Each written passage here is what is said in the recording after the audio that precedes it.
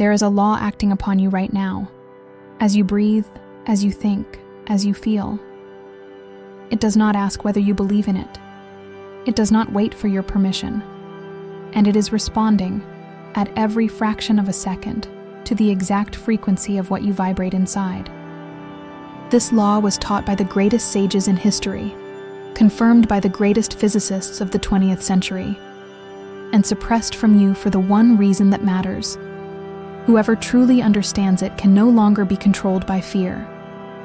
There is a law that no school teaches, no government discloses, and few ever come to understand. It is not written in any constitution, yet it governs everything you have ever lived, without exception. It acts upon the rich and the poor, the wise and the ignorant, the believer and the skeptic, without distinction. It cannot be bribed, ignored, or escaped, but it can be understood, and that changes everything. This law has a name. The ancients knew it. Philosophers taught it in secret. It is called the law of vibration. It is not metaphor. It is not spiritual poetry. It is the most precise description of the physical structure of the universe. Everything vibrates. The stone you call solid, the light coming through your window, the thought passing through you right now. The difference between a rock and a ray of light is only the frequency of vibration. Hertz, oscillation, rhythm. And the difference between a life of abundance and a life of scarcity is also frequency, the frequency of your mind. This is not superficial positive thinking. It is physics. It is mathematics. It is the most fundamental law of existence. And once you truly understand it, your relationship with reality will never be the same. Pythagoras taught that number is the essence of all things. But by number he meant frequency. Tibetan monks knew it. Shamanic healers knew it. Nikola Tesla knew it and said so explicitly. Tesla said, "If you want to find the secrets of the universe, think in terms of energy, frequency, and vibration." That was not spiritualism.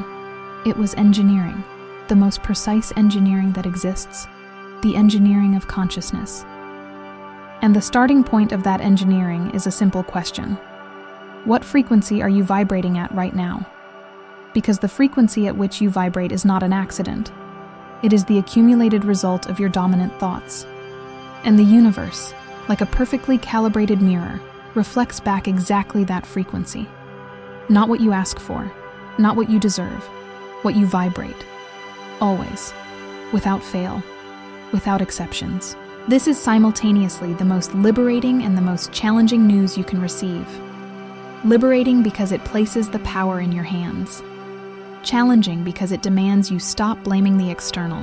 But before showing how to operate this law, we need to understand how it works in its real depth. We need to go beyond the surface of words and touch the living mechanics behind this eternal principle. Because knowing the name of a law without knowing its mechanism is like having a key without knowing the lock. So let us go to the root, to the beginning of everything, to the moment when vibration created the universe. The ancient sound, vibration as origin. In the beginning, according to the ancients, there was no silence. There was sound, the primordial sound, Aum, Om, the Word. The Gospel of John begins, "In the beginning was the Word," not matter, not space. The Word, the vibration. That was not religious poetry. It was physical cosmology, a description of how frequency precedes form. Modern physics confirms, before matter, there are fields. Before fields, there are oscillations. Vibration comes first. The universe is not made of things. It is made of processes, of rhythms, of oscillatory patterns in perpetual motion. And what we call solid matter is simply energy vibrating so slowly it appears static to the touch. This is not vague quantum metaphor. It is what any particle physics confirms without ambiguity. The physicist Max Planck, father of quantum theory, said, "All matter originates and exists by virtue of vibration." We must assume that behind this force, there is a conscious and intelligent mind. This is the matrix of all matter. Planck was describing precisely what Hermes, Pythagoras, and the Vedas taught millennia before him. Science and ancient wisdom are not in opposition. They are converging toward the same fundamental understanding. And that understanding is, consciousness does not emerge from matter. Matter emerges from consciousness. Vibration is the link. The Indian Vedas describe the universe as spanda, the divine pulsation that sustains all existence. Every element of the cosmos has its own rhythm. Every atom, every cell, every planet, every star pulses. And when two rhythms meet, one of two phenomena occurs: resonance or dissonance. In resonance, frequencies amplify each other. In dissonance, they cancel and create chaos. The life you desire exists at a certain frequency. The question is your consciousness in resonance with it? Not as moral judgment, as physics, like the difference between a radio tuned in or out of signal. The electromagnetic heart, science meets vibration. Your brain is literally an electromagnetic organ. It emits measurable frequencies. This is basic science. Delta, theta, alpha, beta, gamma waves. Every mental state has a specific and measurable frequency, and each mental frequency creates an electromagnetic field around the body that interacts with the field of the universe. The HeartMath Institute measured the electromagnetic field of the heart. It extends more than 3 feet around the body, and that field changes completely depending on emotional state. Coherent love or fragmented fear. This is not spirituality. It is electromagnetic cardiology. It is measurement. It is data, repeatable in a laboratory. And if the heart emits a field that affects the environment, then what you feel is literally in the air around you. Have you ever entered a room and felt a tension no one mentioned? You were detecting frequency. Have you ever felt someone's presence before seeing them? The calm or agitation certain people carry. That is the law of vibration operating in your daily life. Not rarely, constantly, at every moment. Animals detect these frequencies with far greater sensitivity than humans conditioned to rationality. Young children, too. They feel the true frequency of an adult, regardless of what that adult says. Over time, we learn to ignore this perception and believe only in words. That was an enormous mistake, because words can lie. Frequency never lies. It is the most honest signal that exists. Thought, emotion, conviction, the triad of creation. Your thoughts emit frequencies. Your emotions amplify those frequencies. Your conviction stabilizes them. That is why thought alone rarely transforms. It needs feeling. It needs real emotional charge, not just any feeling. The feeling that corresponds to the frequency of what you wish to experience. This is the practice the ancients called sacred visualization, not fantasy. Precise emotional tuning. Feeling in advance what you wish to experience. This instructs the quantum field on what to materialize. It is not magic. It is the physics of the observer affecting the observed. The participant effect in quantum mechanics. The universe constantly asks, "What is your predominant frequency?" and then mirrors exactly that back to you. Not once a day, not when you pray or meditate, at every fraction of a second of your conscious existence. But here is where most people fail when trying to apply this knowledge. They try to think differently. They try to think positively while feeling fear. They try to affirm abundance while carrying a belief in scarcity. And the universe responds to frequency, not words, not declared intentions, the real present frequency. You can repeat affirmations for years without result if the underlying emotional frequency contradicts the words, because the field does not read your thoughts. It reads your vibration, and vibration is determined by what you truly feel. So the first question is not, what do you think? It is, what do you predominantly feel throughout the day? The background state, your true signal. The background state of your consciousness, the one present when no one is watching, that is your signal. If the background state is anxiety, the universe receives the anxiety signal, regardless of affirmations. If the background state is genuine gratitude, the universe receives the abundance signal, even in apparent scarcity. This explains a paradox that confuses many people. Why do grateful people receive more to be grateful for? It is not cosmic injustice. It is physics. Gratitude vibrates at the frequency of abundance, and abundance resonates with abundance. Likewise, lack vibrates at the frequency of lack, and the universe, faithful to itself, echoes lack, not as punishment, as mirror. The universe is the most precise mirror that exists. It does not interpret, it reflects. The ancients called this karma, but not as moral punishment, as vibrational echo, cause and effect in frequency. You emit a frequency, it travels, it finds compatible forms. Compatible forms return to you. There is no chance in this equation. There is only frequency and correspondence, always, without exceptions. The people who enter your life, the circumstances that appear, the opportunities you perceive or miss, all of it is determined by your predominant frequency, not by your luck, not by your merit or effort. This does not eliminate action. Action is still necessary, but action arising from high frequency is exponentially more effective. One inspired action is worth more than 1,000 desperate ones, because the frequency of inspiration opens doors that desperation closes. Ancient warriors and the zone of coherence. The ancient samurai warriors knew this.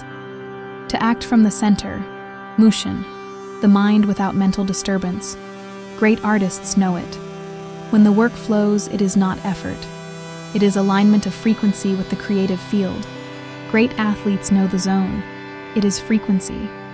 It is total coherence between mind, body, and intention. It is not superhuman. It is the natural state of consciousness when mental noise is removed and frequency is clean. And mental noise, what is it in vibrational terms? It is inconsistent frequency. Fragmented signal. Worry is the frequency of fear projected into the future. Regret is the frequency of pain anchored in the past. And both drain energy from the only place where frequency can be changed, the present moment. The present moment is the only point where you have real access to your frequency, and therefore to your creative power. This is what Eckhart Tolle, the Buddhists, the Sufis, and the yogis all point to. The power of now is not philosophical. It is physical. It is the access point to frequency, and frequency is the access to the law. And the law governs reality.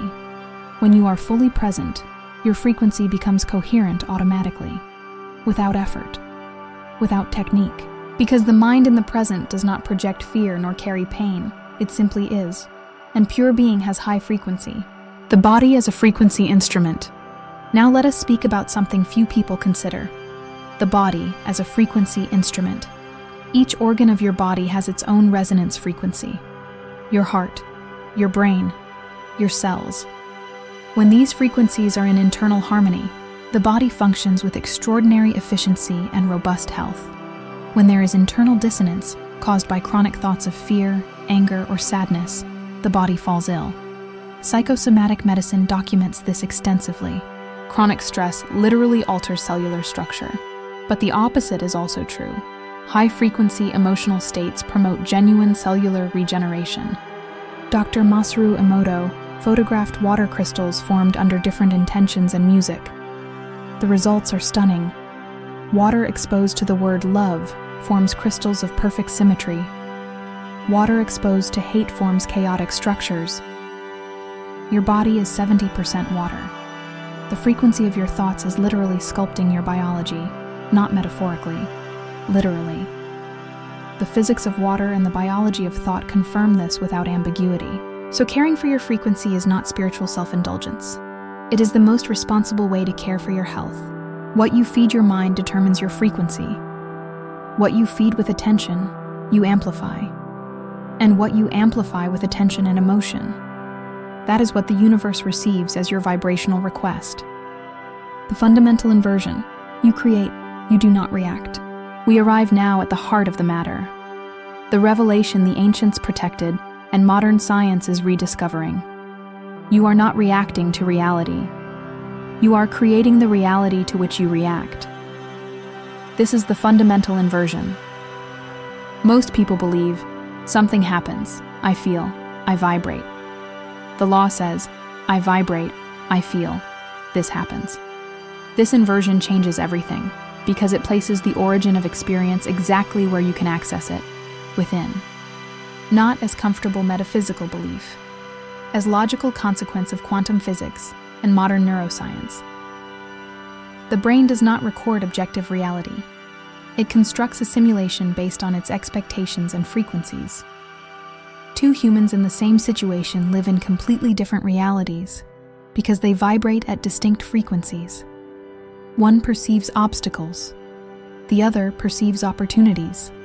Same external reality, diametrically opposite experiences. This is not optimism versus pessimism. It is the frequency of expansion versus the frequency of contraction.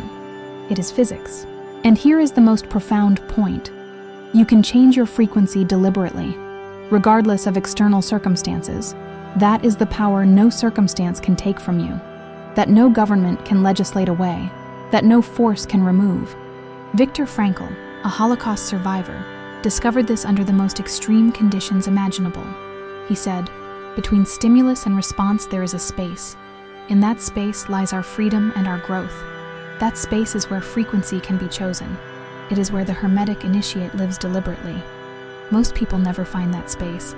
They are swept directly from stimulus to reactive response. The practice is not to be impassive. It is to be the observer, the one who perceives the stimulus before responding. And the observer, by definition, vibrates at a higher frequency than what is observed. Always, without exception. This explains why meditation works, not as relaxation, as a practice of access to the observer. And the observer, the pure consciousness behind thoughts, has direct access to the quantum field of possibilities. Because the quantum field responds to the observer. That is what quantum mechanics demonstrates in the laboratory. The observer collapses the wave function. Consciousness determines which possibility becomes reality. You are collapsing wave functions at every moment, at every observation, at every thought charged with emotion. The difference between someone living unconsciously and an initiate is, the initiate does this deliberately, with intention, with chosen frequency, with the feeling of the result already present before any evidence. That last point is crucial, before any evidence. Because frequency precedes manifestation. Always. Practical applications in daily life. How does this apply to daily life? In far more concrete ways than you imagine. Think of the last time you entered a meeting afraid of failing. What happened? Probably exactly what you feared. Not because fate conspired, because your fear frequency attracted fear. And think of the last time you entered something with total confidence and genuine enthusiasm. What happened? Things flowed, doors opened, people cooperated, not by luck, by frequency resonance. In relationships, you do not attract who you want. You attract who resonates with your predominant frequency. If you vibrate insecurity, you will attract those who reinforce insecurity. Not because it is unjust, because it is physics. The solution is not to find the right person, it is to become the right frequency. The external always mirrors the internal. At work, opportunities do not appear randomly. They appear when your frequency makes them visible to you. The same resume sent from a frequency of desperation versus a frequency of value, completely different results. Because what people perceive in you is not only what you say, it is the field you radiate. In creativity, inspiration is not an accident. It is the result of a mind in a frequency of openness and receptivity. Every great creator describes the same phenomenon. The work arrived. I merely served as a channel. This is not mystery, it is frequency. The mind in a receptive state tunes into the universal creative field. In health, the immune system is profoundly sensitive to the individual's predominant emotional frequency. Chronic low-frequency states, fear, resentment, guilt, measurably suppress immunity. High-frequency states, gratitude, love, enthusiasm, activate healing genes and cellular regeneration. Epigenetics demonstrates that environment, including internal emotional environment, regulates gene expression. You are not a prisoner of your genes. You are the conductor of your genetic expression, through your frequency. In finances, money is energy. And energy moves toward the frequency that receives it with gratitude and value. Those who vibrate scarcity, even when they have money, create patterns that make them lose it, unconsciously, systematically. Those who vibrate genuine abundance, even starting with nothing, create patterns that attract resources. methodically. The law does not discriminate, it simply responds to the real frequency, the predominant one, the one you sustain without noticing. 6 steps to operating the law consciously. So, what to do with all this? How in practice to begin operating the law of vibration consciously? Observe your current frequency without judgment. The first step is the simplest and the most revolutionary. Not to condemn what you find, but to have a real starting point instead of an illusion. Identify the thoughts and memories that sustain your current background frequency. Do not try to force positive thoughts over them. Understand them. Understanding dissolves. Suppression amplifies. Cultivate high-frequency states as genuine practice. Genuine gratitude. Real admiration. Love without a specific object. Enthusiasm for the miracle of existence itself. Act from high frequency.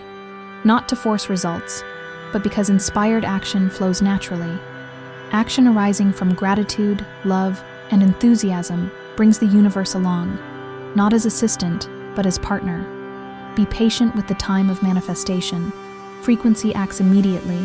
Form takes its time.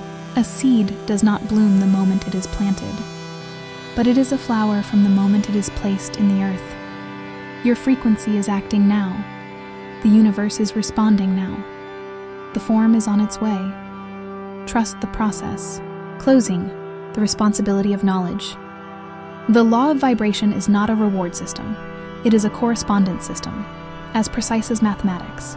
And you, at every moment, whether conscious or not, are participating in this system. You always have been. You always will be. The only difference between someone who lives by accident and someone who lives by design is one knows the law, the other does not. Now you know, and whoever knows the law can no longer pretend not to know. This is the responsibility of knowledge. Use this knowledge with humility, with consistency, with the awareness that every thought counts. Everything vibrates. Everything resonates. Everything corresponds. And at the center of this universal law, there is you, creating.